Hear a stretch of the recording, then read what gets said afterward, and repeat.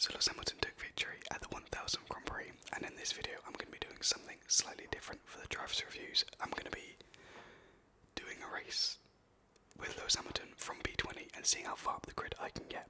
So it's going to be the same as always. I'll do the table, but we'll be doing it while racing at the same time, just something a little bit different. I have no setup or anything like that. I've gone completely blind, so I apologise for my poor driving, but this should be interesting. This is going to be hard, right?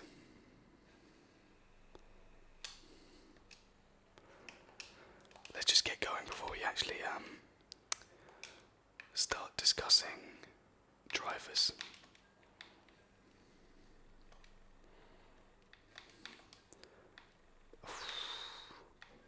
Have I got the AI too low? Who knows? But we're up into 13th already. What did I say? Something about being in 13th already? Yeah, just Jesus Alonso. Yeah, so Lewis Hamilton came first, obviously, and he had a brilliant recovery weekend from looking absolutely nowhere in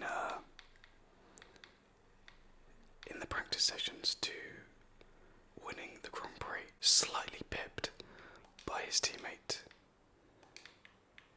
in qualifying, but drove a lovely race and dominated from start to finish, really. Mercedes dominated from start to finish. It's looking a little bit scary, just like that was. So for Hamilton, I think it's fair to give him a 9 for an outstanding recovery from what should have been a very poor race for him. Valtteri Bottas looked like Australia Bottas instead of Bahrain Bottas this weekend, which is good. But he lost traction off the line and Hamilton had him into turn 1. Just like I'm about to have Hulkenberg above him, I've gone on the grass. Shit. So yeah, Bottas beaten by Hamilton off the line and was just comfortably between Hamilton and Vettel throughout the whole race. A good Saturday followed up by a very decent Sunday, and I think he deserves 8. 8, we'll go with 8. 8 seems a bit harsh, but 8 for the second place. In third came a very dejected Ferrari, driven by Sebastian Vettel. It was a weird weekend. I thought Ferrari were going to bounce back and be dominant-ish after a very good display at Bahrain, but Mercedes just had them just about, and Ferrari were left kind of in limbo between Mercedes and Red Bull. It's hard to rate Vettel's race, really, because if he had passed Leclerc on track, you would say it was a very good display, but because it was team orders, it kind of takes away from it a bit. He beat his teammate though on Saturday, so that's positive. And an alright race, probably gets him a 7, a good podium. But a race that Ferrari should have been coming back and at least stopping Mercedes getting a 1-2. I mean, Jesus. I think it's fair to say that Red Bull's Max Verstappen did a fantastic job to split the Ferraris in that race. It was down in large to Ferrari's interesting is putting it politely, interesting strategy. Oh, someone's had a crash. Jesus. I mean, I don't think that Red Bull is anywhere near the top 2 at the moment. I mean, look at Gasly. So yeah, good job by Verstappen. He did what he's done a lot over the past year and just drove consistently with a nice attempt on Vettel that didn't quite come off. But overall, good race. I think 8's fair. In 5th place came Kimi Raikkonen 2.0. That was a weird strategy that Ferrari dealt him. Like, I understand them letting Vettel through, but then don't just leave him out there forever. That was insane. That was such an awful strategy. They should have boxed him so much earlier. The second pit stop, they waited for Vettel to catch up to him. It was just weird. They should have pitted him so much earlier. So Leclerc was probably the slower of the two Ferraris over the weekend, and so maybe a 6 because overall it wasn't an amazing performance. Bit harsh, but you have to be harsh sometimes because it makes things more interesting. In 6th came Pierre Gasly, who managed to get the fastest lap point despite being an enormous amount behind his teammate. Like, he is being outshone by Verstappen so badly right now. We know Verstappen's a good driver, but Jesus Christ. Gasly was being beaten by Verstappen by 30 seconds before he came in to make that stop for the fresh set of soft tyres, I think they are. I always think super soft, but the red mark tyres. 30 seconds down. He was almost closer to Ricciardo than he was to Verstappen. Definitely not good, and we know how hard Red Bull are on their drivers, so I think I'll give him a rating of 5. A rating of 5 seems fair. He gets a little bonus point for the extra lap that he got in. So my teammate has just come out of the pits in front of me. Oh Jesus. This is too easy. I should have done that difficulty up. I haven't played this game in a while. I thought this would be harder than this. We are 6 laps in and I've only got to person 6. That's not good. In 7th place came the man ahead of me, Daniel Ricciardo, in his first good weekend in the Renault car. I know he had 2 DNFs, but they weren't his greatest drives, and I hope finally after the Bahrain testing that he's now getting used to that Renault car. I was impressed by him, and he beat his teammate in both the qualifying and the race. Even though his teammate DNF'd, whatever, he was driving well, so I think it's fair to give him an 8 rating in this Grand Prix. A very nice drive from the Aussie. Hopefully he keeps it up. Sergio Perez managed to climb 3 places, I think, from 11th to 8th in a nice drive from the Mexican. Tyre wear seemed to be a big factor in this Grand Prix, and he has a speciality for keeping his tyres alive. A nice drive with some good racing. I think another 8 is about fair for that. He had Stroll in his pocket the whole weekend to an extent, and so I don't think I could give him a different rating. Kimi Räikkönen came in 9th, and I've enjoyed watching him in a Sauber. He seems a lot more free to do what he wants. He seems comfortable, and he's enjoying the midfield battles. I'm liking him in this Sauber. Alfa Romeo. Yeah, he's looking good in the Alfa Romeo. And so yeah, Kimi Räikkönen, the man leading this race, looked very good in his Alfa Romeo. It was another nice performance, lots of good battles, and he fought his way up into the top 10, which is a lovely little drive. I'm getting very consistent with my ratings of Räikkönen, but he's just driving so nicely all the time. I think a rating of 8, again, I know, boring, but good drive, good drive. Rounding up the top 10 was Alexander Albon, and he had a lovely race from the pit lane to finish in the points. Oh, I've gone a bit deep there. Sorry about that, someone was blowing some leaves in the garden.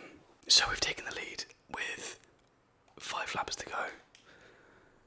Difficulty should have been up a bit higher, I think, but nevertheless. So this lap has been a bust because there's been so much noise going on outside.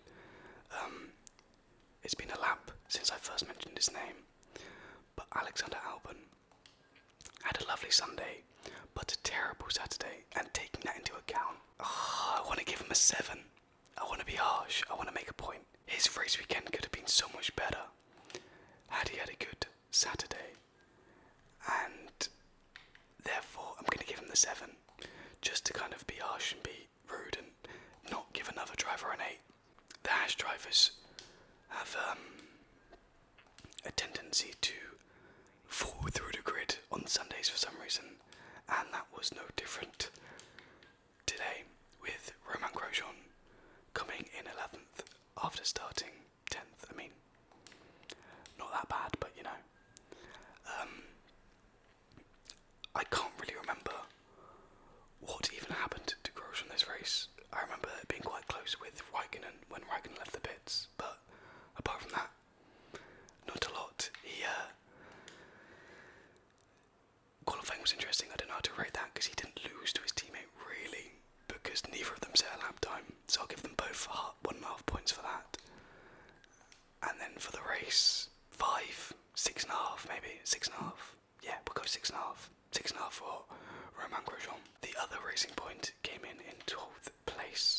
as Stroll was beaten by his teammate in both the race and the qualifying, and I can't really remember any exciting things that he did. 12th place, 5, a rating of 5 I think is fair enough. Yeah, I'm going to give Stroll a rating of 5. The other Haas came in 13th place, and 1.5 for qualifying, as they both didn't set a lap in Q3. And then I'll give him a 4 for the race because he did slightly worse than his teammate, so 5.5 total. Carlos Sainz somehow, after the first lap shenanigans with Daniel Kvyat, managed to come home in 14th place ahead of Antonio Giovinazzi and the two Williams. That's quite a good drive, and I have a soft spot for McLaren, so I'm going to be biased, but I'm going to give him 6 points for that drive. Sainz also just about beat Norris in qualifying, so for someone that finished in 14th place, I'm giving them an 8 overall. That seems a bit ridiculous to me, but it's my choice, so yeah, it seems a bit mad to give someone that came 14th place 8 points, but I am biased, and fair play to him for managing to get back in the race. Antonio Giovinazzi finished behind him in 15th place, and I mean, Giovinazzi, he's not crashing like he was in 2017, but he's not shining, is he, at all? He's being completely outclassed by his much older teammate Kimi Räikkönen, and I can't see why I should give him many points for this race. What did he do?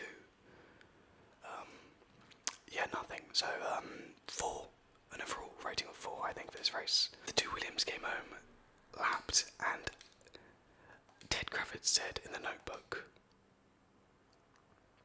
that they were a minute off Giovinazzi. And if Sainz was ahead of Giovinazzi and Sainz was a minute down after the first lap, that's bonkers how far behind they are. Unbelievable. I think it's going to have to be the same again with Williams, of just comparing them with each other. And again, Russell came out on top in the Williams fight in both qualifying and the race, so he gets 7, a rating of 7. It's hard to judge it when there's no competition. And then Kubica can get 5. I mean, I want to keep them competitive in this series, but it's so difficult when they're in such bad cars. So yeah, 5 and 7 for Kubica and Russell respectively. So we have one lap to do our DNFs. Lando Norris was our last DNF, retiring because of the damage caused on lap 1. I'm amazed that his car continued for so long. This race weekend was a shame for him after such a good one in Bahrain. He was beaten by his teammate, so he doesn't get many points for qualifying, and with a DNF that wasn't his fault, I default to 4 points. So an overall rating of 5 for Lando Norris this weekend. Hopefully he has a good one in the tricky circuit of Azerbaijan. Nico Hülkenberg retired for a second race in a row, through no fault of his own again. I think a failure on his car. He lost to his teammate in qualifying and gets 4 as a default for a DNF through no fault of his own, so that is another rating of 5. Good old Danny Kvyat. I think the penalty was harsh on him, and he retired because of the damage. It was a mistake made by him, but a drive-through seemed harsh. He beat his teammate, so 2 points for qualifying, and I'll give him a 3 for the race because of the controversy around his retirement. So yeah, that rounds up all the drivers for the Chinese Grand Prix as we kind of cross the line in first, sort of. Yeah, slightly too easy, maybe. I don't know. I didn't realise how easy this would be. But yeah, that was fun. I hope you enjoyed. I'm sorry for the late upload, but this cable decided to give up on me, so I had to pop down to the shops once it all opened, as it is Sunday, to get a new cable. But yeah, other than that, thank you so much for watching. I hope you enjoyed and thought this was an interesting way of doing the format. If you have any disagreements